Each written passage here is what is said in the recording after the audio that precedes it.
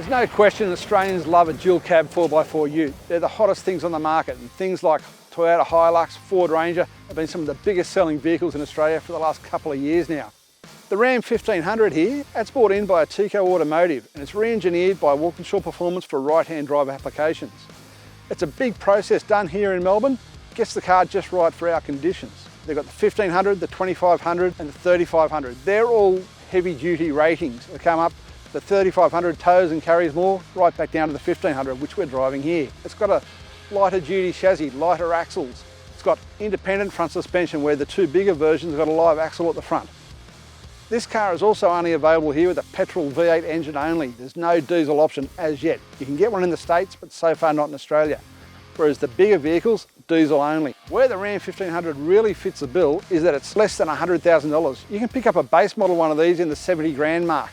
This one here is a Laramie. It's pretty up spec, it's got all the gear inside it. It'll cost you upwards of 80 grand, but it is a lovely car.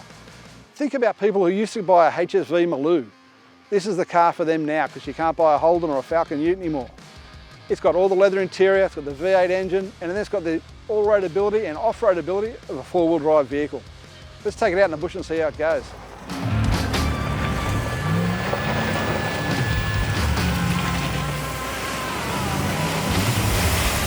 Where these American pickup trucks really have the metal over the regular 1-ton 4x4 utes is in their size and capacity. You've got a nice big cabin here. The rear seat easily accommodates adults. The console and the accommodation in here is massive. You're comfortable, it's a beautiful grand touring car. That said, I find this Ram, in comparison to other American trucks, a bit cozy inside here. My head rubs the roof lining and my feet are quite cramped down in the footwell here, which I haven't had in the Ford or GM product trucks. It's still not cramped, but it's not as big as you might expect. Then you've got towing capacity. That's where it's a real winner. And as I said earlier, this is the smaller of the vehicles, the 1500 spec, so it only tows 4,500 kilos.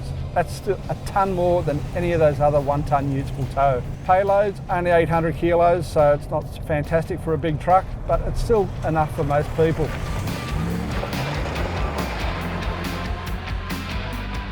The V8 engine makes 556 Newton meters of torque and 291 kilowatts of power, so it really gets up and goes. You expect that of a petrol V8, but it doesn't have that torquey feel of the diesels. The petrol V8 is smooth and quiet in comparison to a diesel engine, makes it much nicer on a long distance drive. Then you've got fuel economy. Now, Ram Trucks Australia claim this averages 12.1, good luck getting that. We've been getting around 17s on average over the week.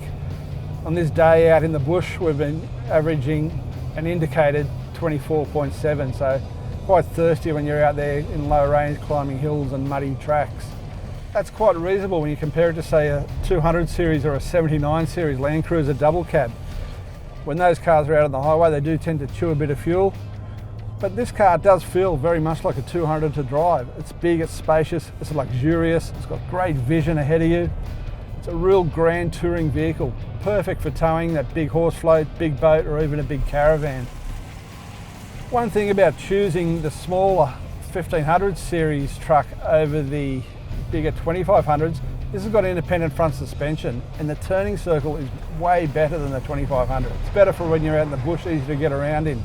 If you're going to take these things out in the bush regularly, it really needs a bit of suspension lift. It's quite low, got a poor ramp over angle, scrapes the side steps quite regularly. Being American, there are plenty of aftermarket kits available. Lots of options there if you want to kit your Ram up into something bigger, stronger, better for off-road.